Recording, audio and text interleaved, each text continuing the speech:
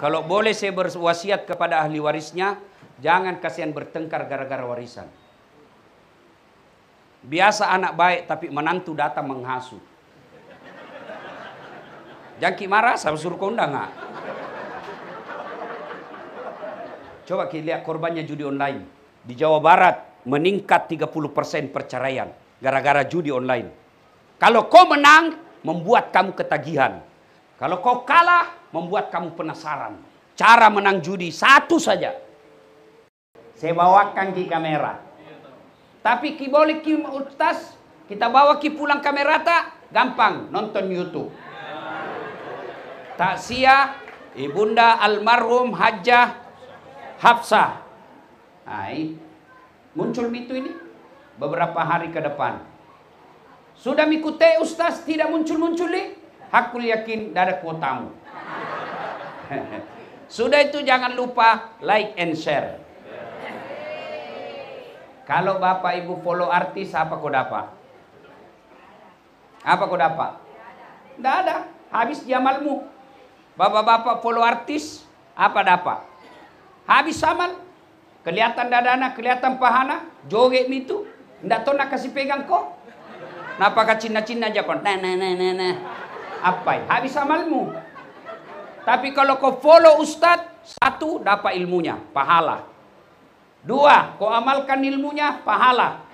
Tiga, kau sebarkan ilmunya, pahala. Berikutnya kau like and share, dapat ustadz fulus. Ustadz dapat fulus, kembali ke jamaah. Saya bangun rumah ibadah dan bantuan beasiswa anak yatim piatu.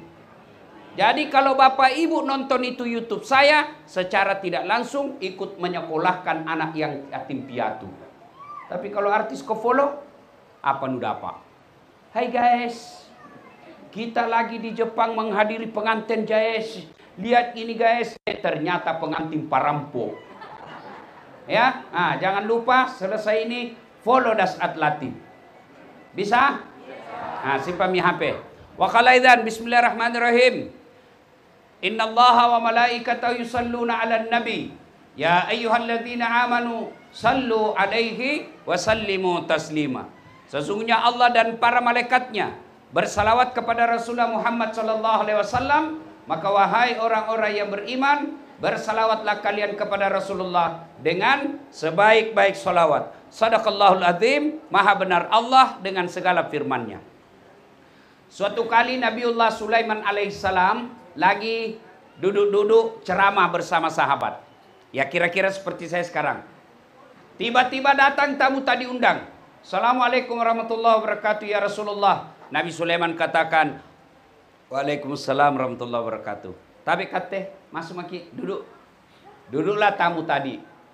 Belum selesai Nabi ceramah, tiba-tiba tamu tadi Nabi bilang, ya Rasulullah, ada ini pekerjaanku penting. Tidak bisa ketunda, tidak bisa juga kumajukan.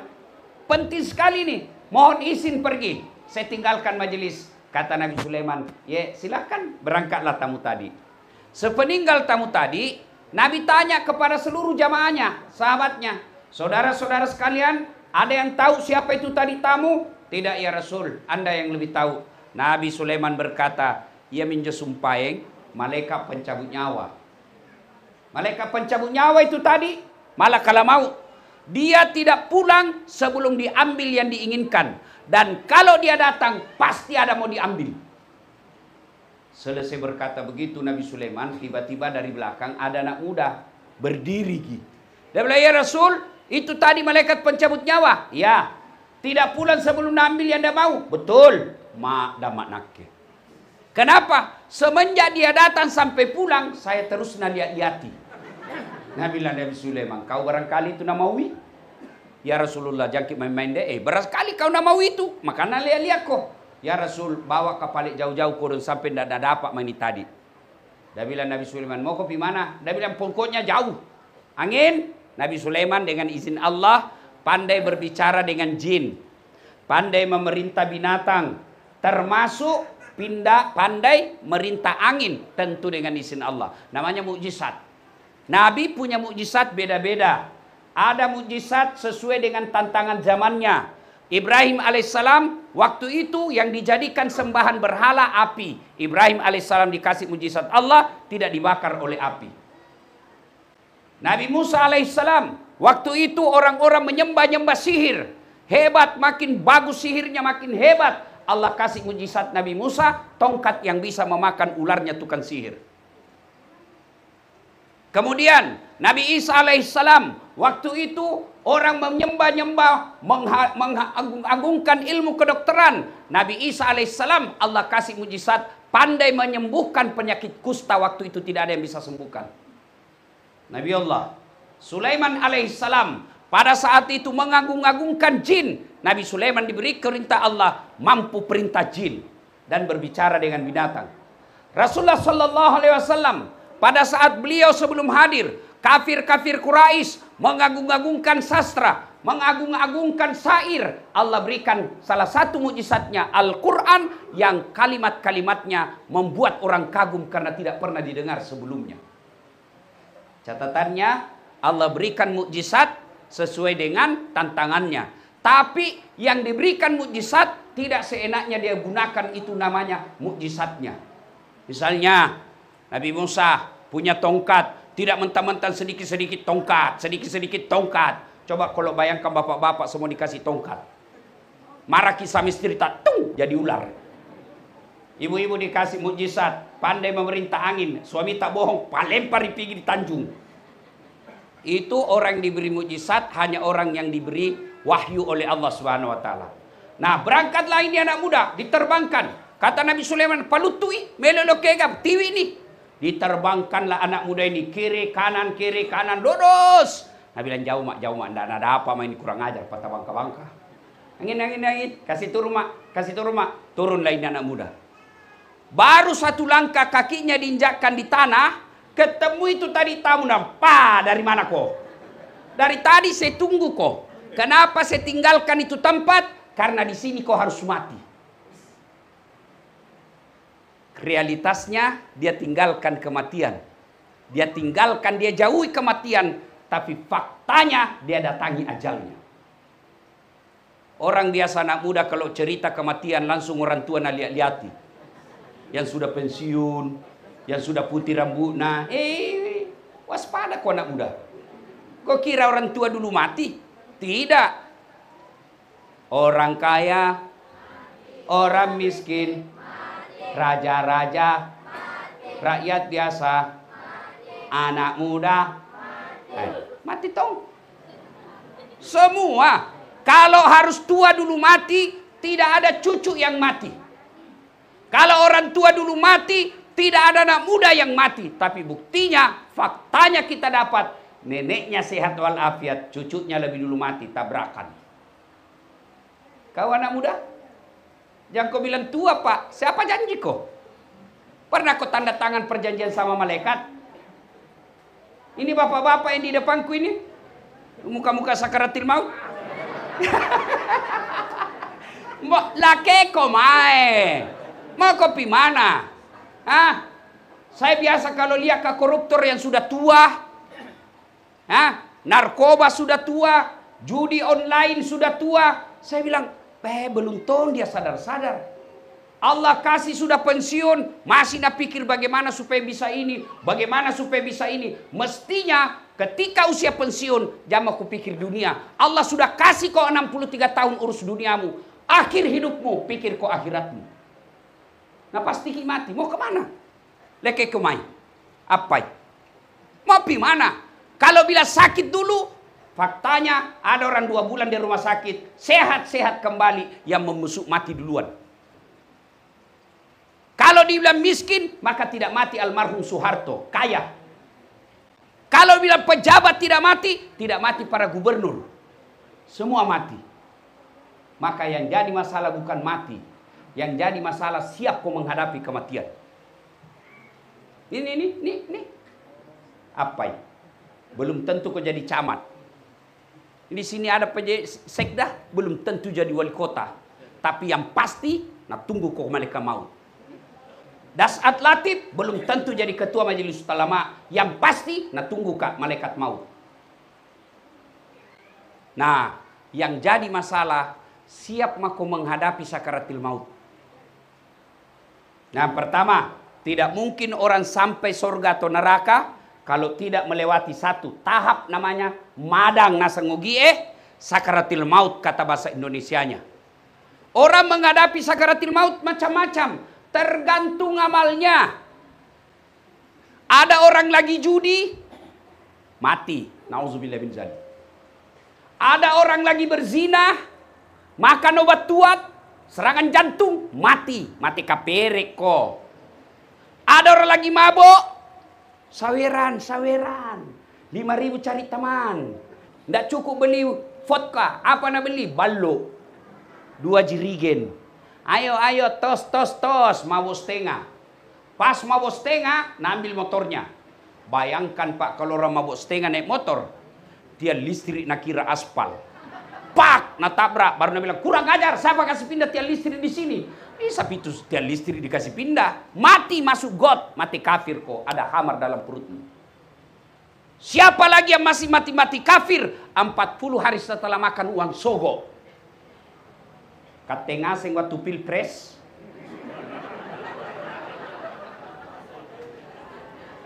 Jangan kau ketawa cilaka, serius orang ini. Dinasehati nak kakak lagi. Bayangkan kemarin Pak, 300.000, 500.000, kau ambil itu, kalau mau bebas dari api neraka, kasih kembali uang itu caleg. Tidak main-main nggak ini? Kasih kembali uangnya itu caleg. Apalagi kalau bukan itu kau tojo. Nah kau sudah janji 2 salamu, nah belender kau malaikat sinampe. Bos, kalau orang korupsi 20 miliar masuk neraka, nah nikmati di 20 miliar di dunia. Kalau 300.000 masuk ke neraka, njom yaslina belem-belem. Apa? Iya toh? Pak, Bu, kaya kita terima 300.000, miskin kita tolak 300.000. Kenapa paling nuambe? Itulah bisikan setan. Maka sebelum terlambat, masih ada pilkada akan datang. Malu kita Pak, kita baca di medsos, semua yang menjadi kepala daerah sangat membanggakan uangnya bukan otaknya. Nah cini mau semua kok disogok. Nah biar itu orang kaya mau sogok kok, koruptor mau sogok kok, kalau kau tidak mau terima uangnya, tidak ada artinya mereka. Biar kita miskin, yang penting tidak bisa kau jual dirimu. Daripada kau miskin sewa, ngontrak, rumahmu hujan-hujan, disogok kau 300.000, masuk neraka, dunia akhirat kau celaka. Dunia kau menderita, akhirat dibakar kau api neraka. Saudaraku, cintai Sulawesi Selatan ini, cintai kota Makassar, jangan kau pilih orang kalau dia sogok kau. Saya malu baca di medsos, semua yang mau jadi kepala daerah, yang mau jadi gubernur, yang mau jadi wali kota, saking orang kaya semua nak pikir dirinya. Dia bicara semua, uangku sekian puluh miliar, uangku sekian puluh miliar. Dia tidak bicara apa yang saya mau lakukan, apa yang saya mau berantas kemiskinan, bagaimana orang miskin saya sekolahkan. Tidak ada dia baca itu. Apa? Karena dia pikir kamu semua mau disogok. Taroi siri alemu. Namo kasiasi kok kodek tomil lau-lau. Biar kau miskin tapi kau tidak bisa disogok. Itu orang beriman namanya. Saya berharap yang hadir takziah malam ini, pulang nanti sampaikan ke keluarga kita. Kita butuh kepala daerah yang bisa memberantas kemiskinan. Kita butuh kepala daerah yang mikirkan orang miskin. Bukan yang cuma teklen-teklen napa tolo-tolo ki. Sudah dicoblos hilangi. Mau lagi dicoblos na bawakan ki lagi sarung. Harga 50.000. Di mana harga dirimu sebagai orang Bugis Makassar yang menjunjung siri? Orang tuaku miskin, tapi tidak pernah mau disogok. Bisa anaknya jadi ustaz. Maka saudara ini penting. Kalau sering makan uang haram, sakaratil mautmu nanti juga bisa dipastikan batiko kafir. Ya ayyuhalladzina amanu taqullaha haqqa tuqatih, kata Allah. Wahai orang-orang yang beriman, bertakwa kau kepada Allah. Allah selalu ucapkan ini melalui khutbah mimbar. Tiap Jumat kita dengar ini ayat. Wala tamutunna. Dan janganlah kamu mati illa wa antum muslimun, kecuali matimu dalam keadaan beragama Islam. Ayat ini Jumat-Jumat dibacakan. Sudah lebih 1000 tahun. Ayat ini tiap pekan kita dengar. Artinya, kalau di kantor wali kota ada pengumuman selalu diulang-ulang, pasti pengumuman itu penting. Di kantor camat ada pengumuman harus diulang-ulang, pasti pengumuman itu penting. Ayat ini diulang-ulang tiap Jumat, berarti ayat ini penting. Jangan kamu mati kecuali matimu dalam keadaan beragama Islam. Ayat ini terjemahannya, Saat mengaku kau Islam. Saat KTP-mu Islam, hati-hati bisa kau mati kafir. Apa penyebab mati kafir? Satu di antaranya, hubbi aklil haram, suka makan uang haram, itulah uang pilkada. Saya heran kalau kita terima. 300.000 tidak kaya, 300.000 tidak miskin kalau kita tolak.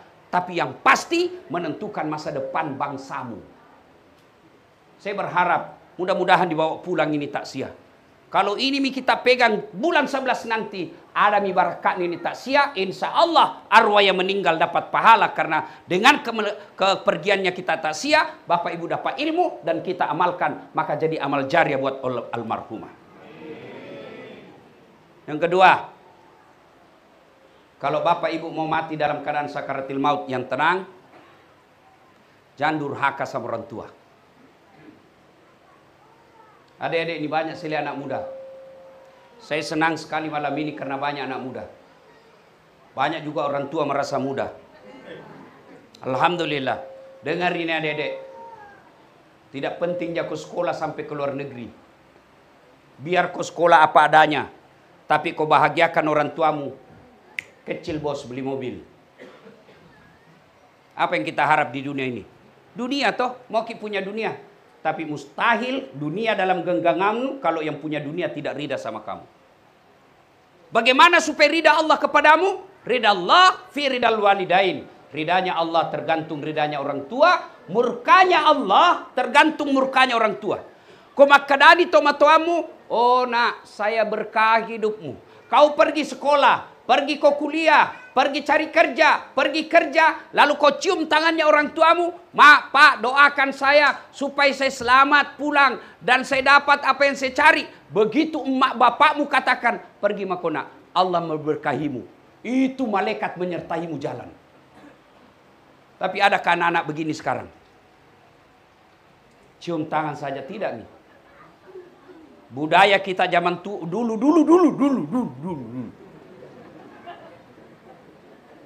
Jangankan bicara kasar sama orang tua, dilihat saja matanya orang tua tak dianggap makin kurang ajar. Sekarang anak-anak dilihat-lihat mata anak bapaknya, Nabi bilang, kenapa mata tak pak? Jangan ketawa. Lihat anak-anak kita sekarang. Dulu zaman saya, dulu. Zaman saya, mau ki makan biar lapar pulang sekolah. Apa Nabi bilang mama tak? Jak ngolong mandrena, tajeng mbokmu. Dosa kau sisa-sisa pandreng yang bokmu. Yang kau dulu makan nak, tunggu bapakmu. Dosa kau kalau sisa-sisa tanganmu kau kasih makan bapakmu. Kita tunggu orang tua kita meskipun lapar. Lihat anakmu sekarang. Nah cambok ngasing itu. Tulan namami nasimpang bapakna. Apa dosa? Tidak, tapi itu namanya kurang adab. Kalau adabmu tidak ada kau orang tuamu, ridha Allah jauh darimu. Adik-adik sekalian, jangan kau heran kalau banyak sekarang sarjana susah cari kerja. Sarjana sudah ada anaknya, tidak punya rumah, tidak punya pekerjaan. Sudah sarjana, sudah punya anak, sudah punya istri, masih orang tuanya belikan pulsa. Salah satu sebabnya durhaka kau waktu kuliah kau. Lupa tolo-tolo orang tuamu. Alasan beli buku, ternyata nu belikan pulsa cewek nu. Yang ngaseng nih. Oh dala. Jengkel ku saya lihat anak kurang ajar pak. Nak masuk di akalku. Deh, kalau bapak nanda jabat tangan nak tontun nak cium, nak seledin ji. Pak. Ini mau kurasa tampil lagi. Sekali dah cowok dah tabek kak. Baru 2 bulan pacaran baku panggil mi papi mami. Hati-hati kau cilaka. Nanti kau hamil duluan kau. Kalau begini model muda. Jangan kau harap dunia dalam genggaman apalagi akhirat. Dengar ini bapak-bapak yang sudah punya kerja. Adik-adik yang sudah tinggi sekolahnya, salah satu sebab Allah murka kepadamu kalau kau debat orang tuamu. Kalau orang tuamu salah, meskipun kau benar 1000 kali, diam kata Nabi. Jangan kau debat orang tuamu. Kenapa anak-anak kita sekarang susah rumah tangganya bahagia? Kenapa anak-anak kita sekarang tidak berkah penghasilannya, pajak banyak duitnya? Sengsara rumah tangganya cerai. Kenapa? Orang tuanya dia tidak hargai. Dia takut kepada istrinya, tapi tidak takut sama ibu bapaknya. Dengar ini bapak-bapak yang sudah punya istri. Dan lalu bapak takut sama istri, sehingga bapak tidak berbuat baik sama orang tua. Misal, mau kirimkan makanan baik orang tua tak. Mau kurbankan orang tua tak. Mau umrahkan orang tua tak. Tiba-tiba datang istri tak apa. Tak lekang. Apa bapaknu mau terus. Kami kau sama bapaknu. Beleng-beleng. Pak, ku ajar kini Pak, ku ajar kini sebagai sesama lelaki. Kalau ada istrimu begitu, jangan kau ceraikan jandai. Apa? Tambah jadi 2. Biar ton dia tahu rasa. Apa ini? Si mau kau ibu? Apa ini? Dengarkan dulu ibu-ibu, dengarkan ini. Ibu-ibu sebagai orang tua, menderita waktu hamil. Iya toh? Menderita. Menderita waktu melahirkan. Pilihan mati atau setengah mati. Menderita waktu membesarkan. Menderita. Nah sekarang siapa yang mengandung suami? Siapa? Ibunya. Siapa yang melahirkan suami? Ibunya. Siapa yang mendidik suami tak? Ibunya. Tanya jawab sekarang. Siapa terima gajinya suamimu? Siapa? Maka pantas ketika kau durhaka sama mertuamu, jauh ridha Allah. Kenapa rumah tangga kita tidak bisa berkah? Karena kita lebih sayang sama istri kita, biarkan orang tua kita menderita. Saudaraku yang baru berumah tangga, saudaraku yang baru cari nafkah, jangan pernah biarkan sembako basi dia pikir bapakmu. Jangan pernah orang tuamu masih pikir bagaimana beli beras. Lebih baik di rumahmu tidak ada beras daripada orang tuamu masih setengah mati cari beras ketika usianya sudah 60-70 tahun. Kalau kau buat orang tuamu bahagia, kau buat orang tuamu layaknya sebagai raja, Allah perlakukan kamu sebagai orang mulia. Pada adik-adik sekalian yang hadir di tempat ini, jangan kau galau soal dunia, masa depanmu. Muliakan saja orang tuamu. Kalau kau sekolah, belum bisa kau belikan AC ibumu, belum bisa kau belikan motor bapakmu, belum bisa kau bayarkan bulan-bulan listrinya bapakmu. Caranya karena kau masih kuliah, jangan kau kasih dengar nilaimu jelek. Itulah caramu berbuat baik kepada orang tuamu. Datang kau akhir semester ke orang tuamu, Pak, ini IP ku 3,9, saya paling tinggi di antara jurusan saya seangkatanku. Itulah yang membuat orang tuamu bahagia. Kalau Allah bahagia, orang tuamu kau buat senyum, Allah tersenyum kepadamu. Sayang 1000 sayang, kita lebih cari muka kepada atasan tak daripada kepada orang tua. Wajar, hidupmu 30 tahun berkeluarga, tidak bisa kau lepas dari kredit.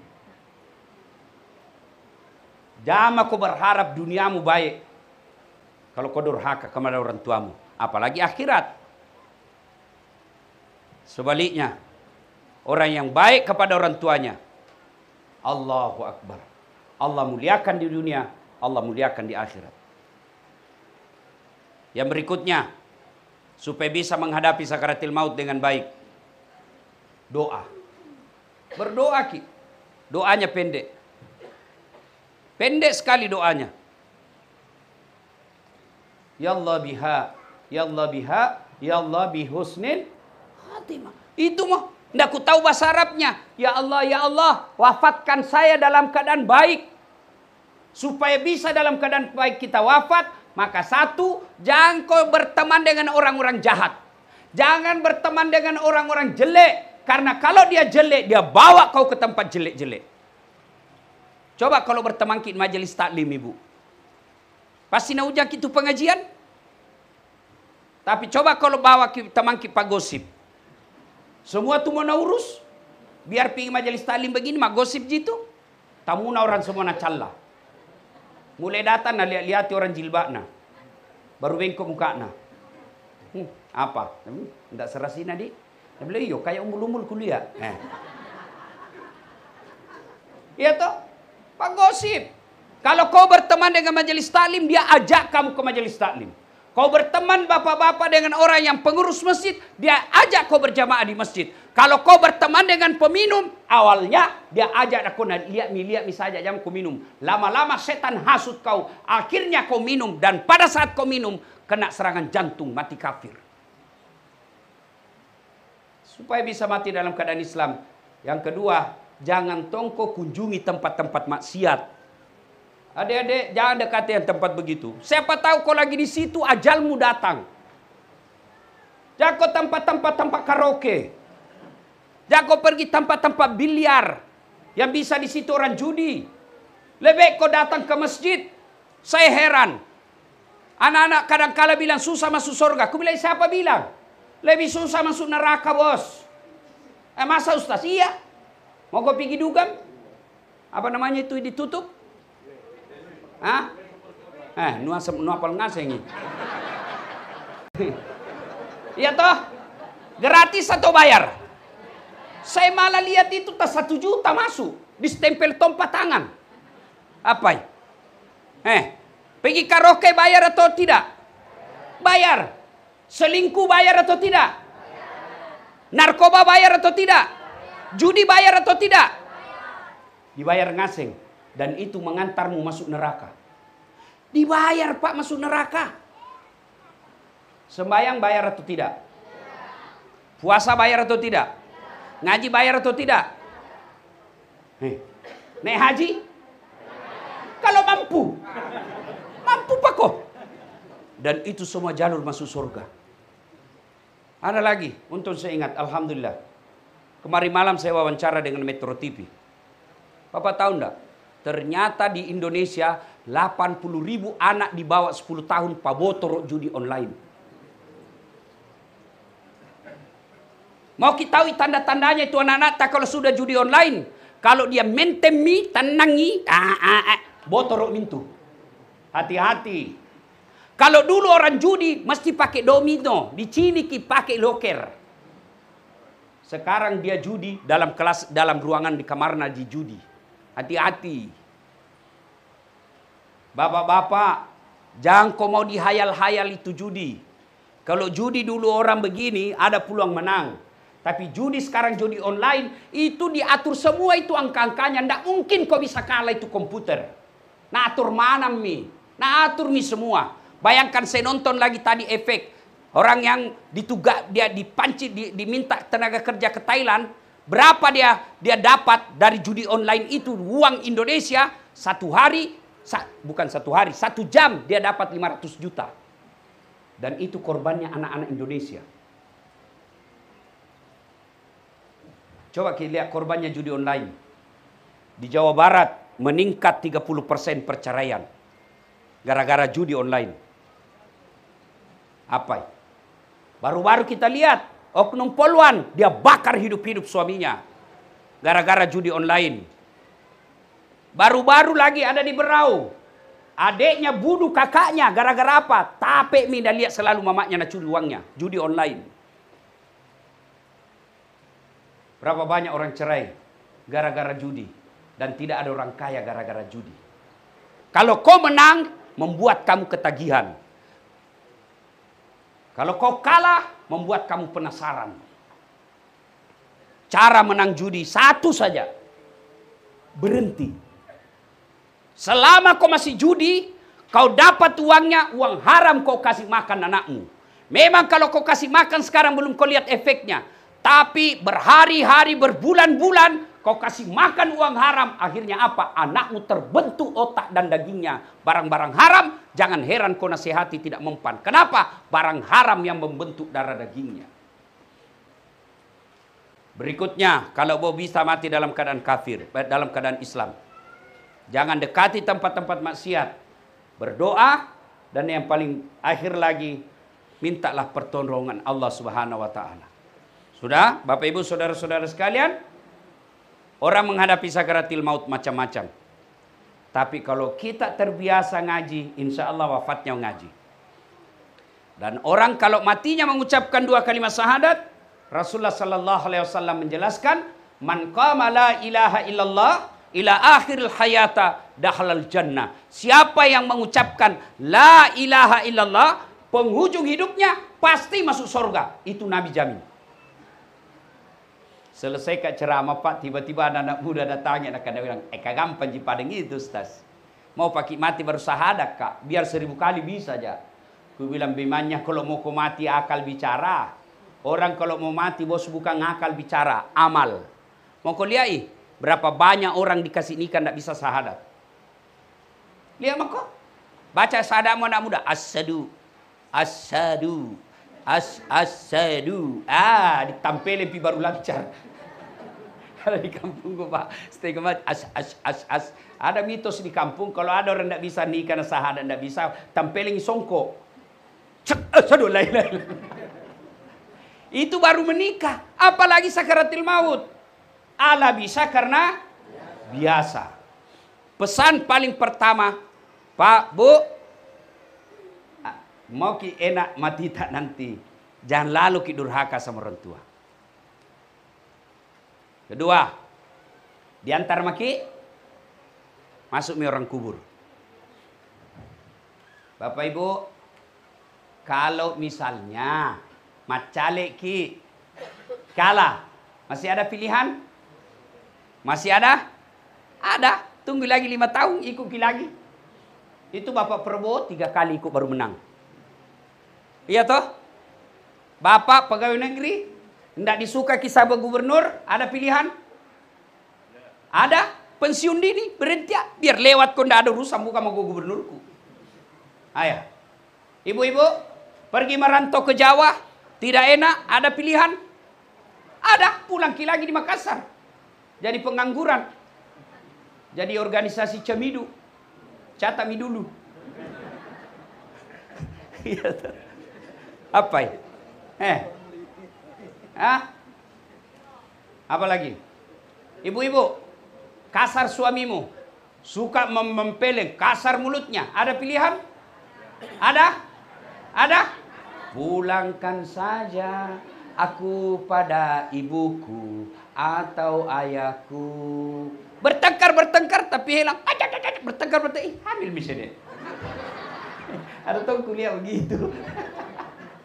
Ayo. Bertengkar, ada pilihan, cerai. Bapak-bapak, istri tak malas. Tidak tahu masak, ngomel, merontok. Tidak mau mendengar. Ada pilihan? Ada pilihan? 2 pilihannya. Ceraikan atau tambah. Jelas toh? Tapi kalau masuk ke kubur, ada pilihanmu. Masuk kubur ada pilihan Pak. Tidak enak deh, keluar dulu. Begitu keluar kau viral kau satu dunia. Nah, ketika masuk kubur, dengar baik-baik. Tidak ada yang bisa menolongmu kalau kau tidak sholat. Bapak pergi merantau. Bapak pergi merantau di Amerika. Ya, menderita ki di sana masih ada pilihan. Pergi cari sepupu tak. Pulang ki, kasih pulang nggak? Meskipun bapak menderita paling 2-3 bulan. Ibu-ibu, pergi ke Jawa, masih ada pilihan. Menderita di sana paling 1 tahun. Tapi masuk ke kubur, bisa kau kembali? Tidak. Dan penantian abadi. Orang yang paling menderita di alam kubur, 1, al-mutahawil bis sholat, yang menganggap enteng sholat. Yang mana itu bila menganggap enteng sholat Ustaz? Mereka yang 5 kali sehari semalam tidak sholat, dia seolah-olah tidak ada dosanya. Lihat ki bedek Pak, lihat maki, itu namanya godaan setan. Kalau berzina ki pagi, itu biasanya 1 hari 2 hari kita pikir terus. Dosaku. Kalau mencuri ki hari ini, biasa 1 bulan baru hilang itu. Merasa berdosa. Tapi ada orang Pak, 5 kali tidak sembahyang 1 hari, seperti tidak ada dosanya. Itu Pak yang paling menderita nanti. Kalau tidak ada sholat, jangan miharap. Kalau tidak ada sholat, biar puasa kok. Biar mas sedekah kok. Biar kau bangun masjid. tapi tidak ada sholatmu, nanti malaikat bilang, Das'at, ini puasamu, ini sedekahmu, ini bangun masjidmu, ini melihara anak yatim, ini semua amalmu, miliar-miliar amalmu. Mana kuncinya? Mana kuncinya? Nabi bilang, apa kunci? Sholat. Tidak ada. Paloiko. Tidak bisa kuambil. Ada kuncinya, tapi cipeki. Masih baik itu yang cipek daripada tidak ada sama sekali. Sambayang kita. Apa susana itu sambayang? Bilang aku apa susana? Apa? Beda puasa toh? 8 orang 1 hari, 30 hari selama Ramadan. Mau ki zakat dibayar ki. Mau ki ini haji ada uang, ngantri poeng. Biar ada uang, ada waktu, tiba-tiba sakit tidak bisa orang haji. Tapi sholat apa alasanmu? Apa? Dengar yang bagi mereka yang malas sholat. 1. Buka Quran. Al-Fat 29. Muhammad Rasulullah. Walladzina ma'ahu asidda'u lal kuffar ruhama'u bainahum tarahum ruk'an sujada. Tanda orang Islam, kalau dia mengaku Islam, ruk'an sujada. Rukuk dan sujud, sholat. Bapak, Bu, adik-adik remaja, mengaku kau polisi. Saya polisi. Nabi bilang orang, mana pedek tandana? Mana kartu polisimu? Tidak ada, berarti polisi gadungan. Saya tentara, mana tandamu? Mana anggota TNI-mu? Tidak ada, berarti tentara plastik. Ernita, nikala tentara. Apa? Kau pegawai negeri, mana karpetmu, kartu pegawai, mana? Tidak ada, berarti bodong, palsu. Nah, kalau kau mengaku Islam, Nabi bilang nanti Tuhan, mana tandanya? Apa tandanya? Sholat. Tidak ada, palsu. Kau Islam palsu. Tidak ada tandamu, tidak bisa kau mengaku Islam. Itulah sholat. Makanya karena dia tanda keislaman, sholat itu diberikan melakukan pelaksanaannya sesuaikan kemampuanmu.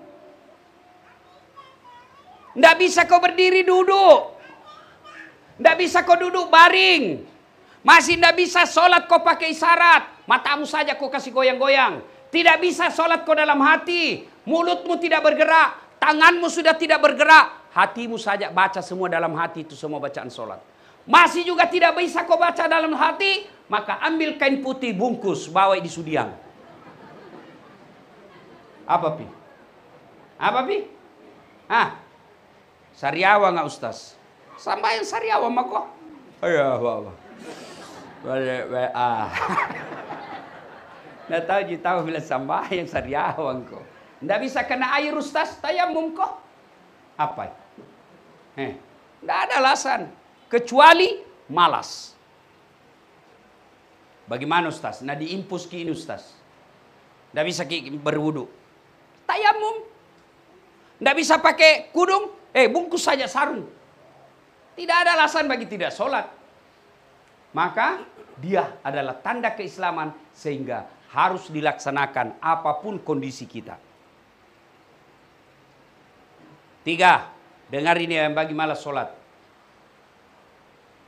Itu nanti satu kali kau tinggalkan sholat, buka Al-Quran surah Al-Hajj. Satu kali tinggalkan sholat, 1 hari kau dihukum di neraka. Berapa namanya 1 hari Pak? 1000 tahun dunia. Misalnya tidak sembahyang maghrib kau tadi, diparkir kau 1 hari. Berapa dia bilang 1 hari? 1000 tahun dunia. Jadi kalau 5 kali sehari semalam, 5000 tahun. Bagaimana yang hari Jumat saja? Paling terlambat datang, paling cepat pulang. Orang khotbah dia tidur, mau masuk surga, nenek nu gawang. Apa ya? Tidak ada Pak. Bagi mereka tidak sholat jamaah kok harap. Yang berikutnya, dengar ini yang malas sholat. Dikubur nanti, begitu pengantar kembali datang itu. Nabi bilang orang mati kasih. Man amta, siapa kamu? Ana asli suhuja al-ukhra. Ular Pak, ekornya cuma 1, kepalanya tidak bisa dihitung. Siapa kamu? Saya misolatmu yang kau anggap remeh selama ini. Kenapa kau datang? Allah perintah saya lilit kamu sampai hari kiamat. Jangan. Anak muda, teko kana kucini tong pina kucini ki. Eja pina doang. Teh nu cini tong itu. Eja pina doang. Tenan eja mutung ko cilaka. Teko makalah. Sambayang kita. Setelah itu, yang kedua, orang yang menderita di alam kubur, orang yang tidak bersih ketika kencing. Suatu kali, Nabi lewat. Nabi bertanya, siapa yang tahu ini kuburan? Si fulan ya Rasul. Waduh, menderita dia. Kenapa? Tidak bersih ketika kencing.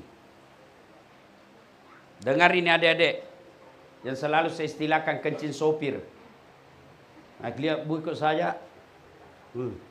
Mana pohon nak kencing itu? Sudah itu nadatik saja. Apa nadatik? Jangan ketawa ibu, ini urusan laki-laki. Atau ada tong ibu-ibu kencing berdiri ya?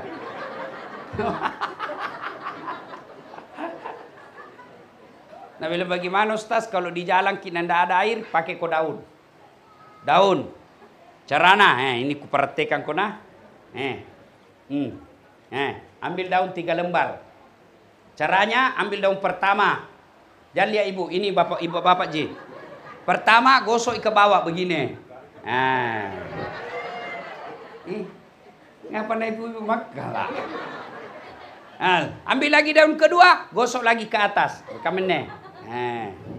Ambil lagi daun ketiga, gosok lagi begini. Begitu caranya. Jangan kau kasih begini. Tambah rotas lagi. Tapi sebelum pakai, periksa baik-baik dulu. Siapa tahu ada cambulu-buluna.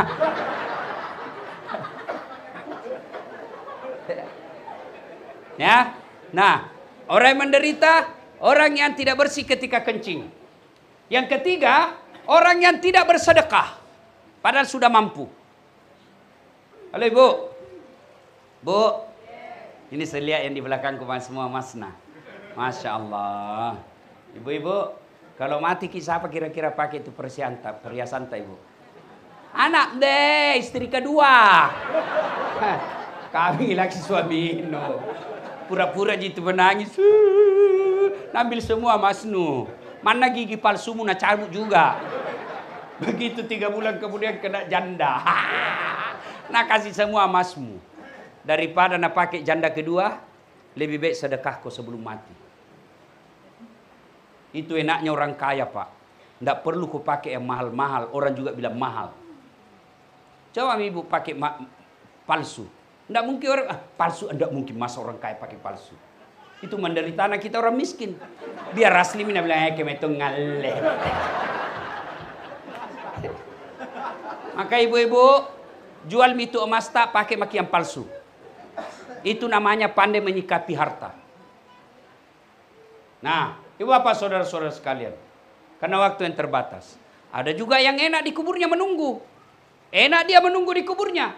Suatu kali Nabi jalan menuju ke satu tempat. Begitu lewat satu tempat pemakaman, Nabi bilang, lari-lari kok, cepat-cepat kok semua, cepat kok. Lari Nabi. Selesai urusan, balik lagi. Lewat lagi jalan yang sama yang tadi. Begitu lewat pemakaman, sahabat yang tadi lari ketika lewat situ, sahabat mau lari lagi. Nabi bilang, Nabi, tidak usah, tenang aku, jangan aku lari-lari.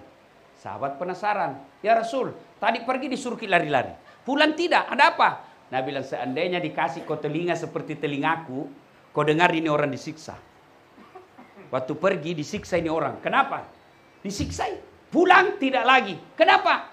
Oh, ternyata Allah perintahkan waktu kita pulang, wahai malaikat, hentikan siksaanmu. Jangan kau siksa itu orang di kuburnya. Tidak mungkin ku siksa itu orang tua di kuburnya. Anaknya sementara dia memuji saya. Bismillahirrahmanirrahim. Dengan nama Allah Maha Pengasih, Maha Penyayang.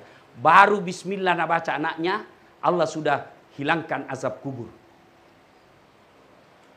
Itu pentingnya anak tak pintar mengaji, Bu. Bukan selebgram. Apa kok selebgram kalau dia bikin konten-konten maksiat?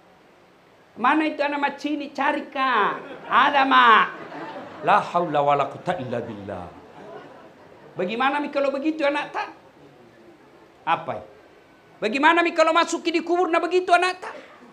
Bapak tahu ndak orang kalau sudah dikubur itu diawasi ketika anaknya yang tidak mahram baku bonceng sama cewek dipukul lagi orang tuanya. Tak, itu anakmu lihat sifatnya. Begitu anak ceweknya keluar, anak gadisnya dah pakai jilbab, dipukul lagi orang tuanya. Lihat itu anak hasil didikanmu, keluar rumah kelihatan auratnya. Maka itulah pentingnya kita punya anak dididik agama. Tidak mengapa anak kita jual bensin botolan di pinggir jalan tapi 5 waktunya di masjid. Jangan kau malu kalau anakmu hanya pegawai honor tapi rajin ngaji setiap takziah hadir. Daripada anakmu pejabat, kepala dinas, kontraktor, anggota DPR, tidak pernah kau dapat ngaji. Ketika pengajian tidak pernah kau dapat berjamaah. Alamat kau akan sengsara di kubur. Siapa doakan kita di kubur, Bu? Siapa? Anak. Temanmu. Jangan karena doakan, mengetik doa saja di WhatsApp. Lihat kalau ada orang meninggal di grup, ndak itu baca doa, mengetik saja tidak, stiker jina kurun. Stiker nak kirim innalillahi wa inna ilaihi Al-Fatihah. Ndak tu nak baca.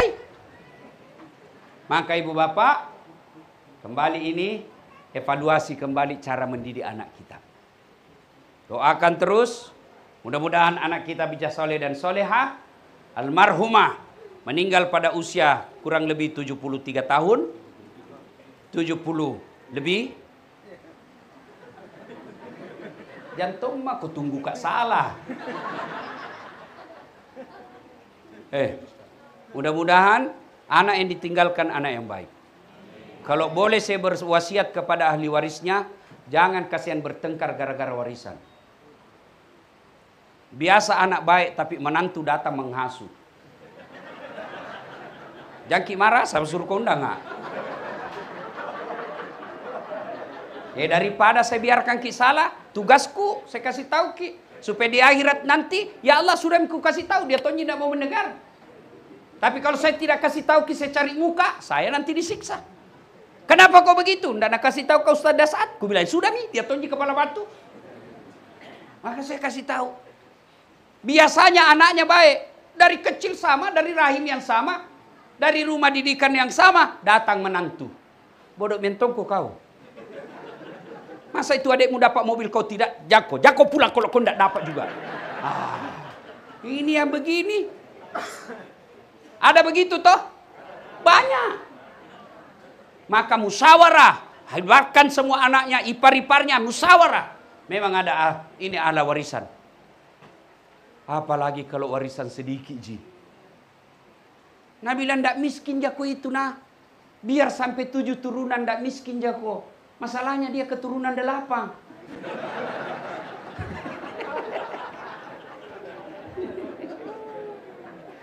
Musyawarah. Kakaknya mimpin atau bapaknya mimpin. Anakku, ini memang kau punya hak.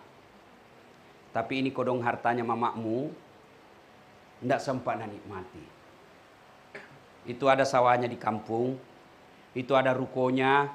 Sudah jualkan mi. Jadi kami masjid. Insya Allah. Allah kasih ke itu yang lebih baik. Makok bim itu istrinya anaknya. Lawang itu loh. Lawang. Itu setan. Itu kan baru-baru ke Idul Adha.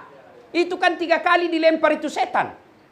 Nah goda dulu Ibrahim, dilempar sama Ibrahim. Gagal goda Ibrahim, nah datangi Siti Hajar. Nah goda Siti Hajar, Hajar juga lempar.